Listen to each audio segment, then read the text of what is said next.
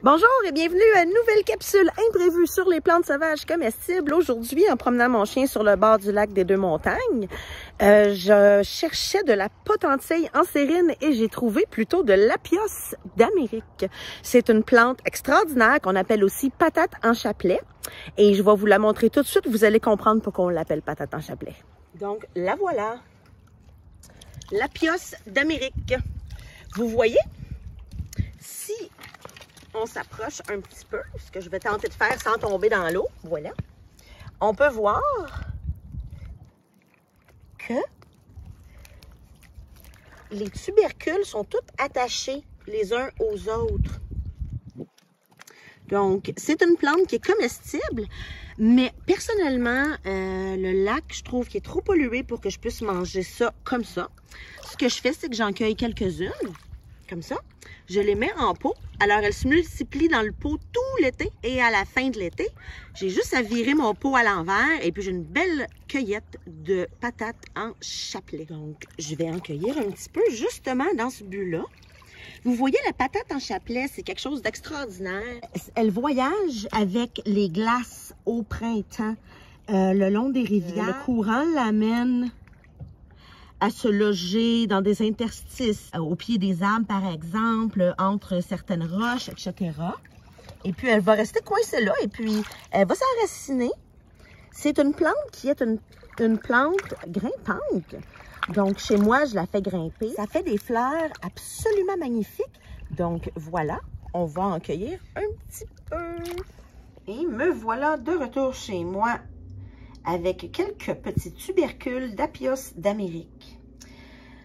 L'Apios d'Amérique, en anglais, son nom commun, c'est noix de terre.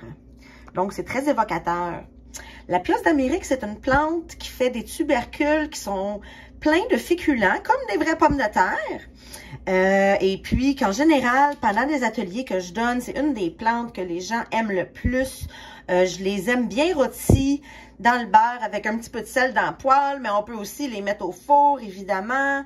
On peut aussi les faire sécher et les utiliser ensuite comme farine en les broyant, tout simplement, en les réduisant en poudre.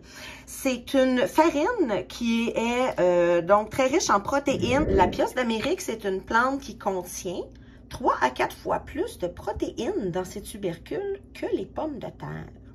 Donc, c'est vraiment une plante très nutritive.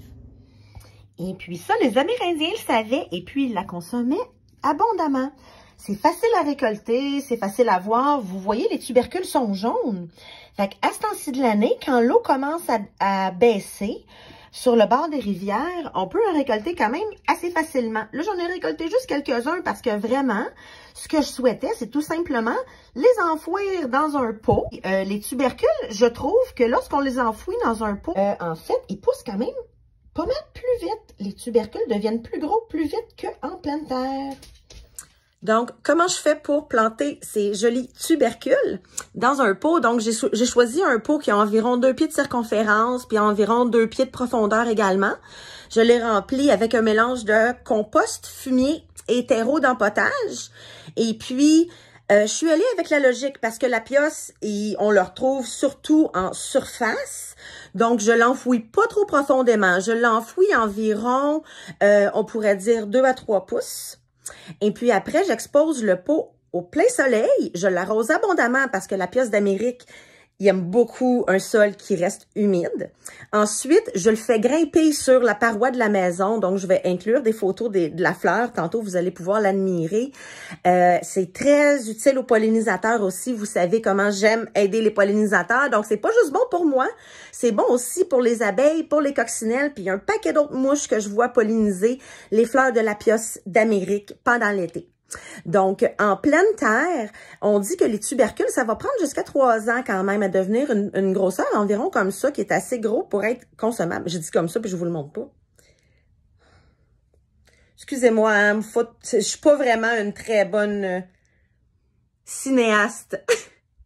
On peut tout simplement le cuire entier, on n'a pas besoin de le peler. On peut le faire rôtir à la poêle, on peut le mettre dans des ragoûts, on peut aussi le faire sécher puis faire une farine hyper riche en protéines. Et ce que je vous conseille, c'est de faire comme moi. Donc, faites attention aux rivières, aux cours d'eau qui peuvent être pollués.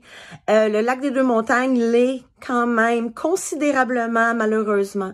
Donc, ne consommez pas des patates en chapelet qui ont été récoltées sur un cours d'eau qui est près d'une route, par exemple, ou qui est tout simplement un cours d'eau qui est pollué. Si vous voyez des déchets tout le tour, faites comme moi, récoltez-en quelques-uns et puis tout simplement les cultiver en pot. Vous allez avoir une belle récolte à la fin de l'année et puis vous allez pouvoir avoir de l'apios tout à fait biologique à portée de la main dès le mois de septembre-octobre. Sinon, l'apios, on peut le récolter pas mal toute l'année également. Mais c'est vraiment au mois de septembre, octobre, puis au début de la saison, à ce temps-ci de l'année, avril-mai, qu'on peut le récolter le plus facilement puis le plus abondamment. Donc voilà, merci d'avoir écouté une autre capsule sur les plantes sauvages comestibles.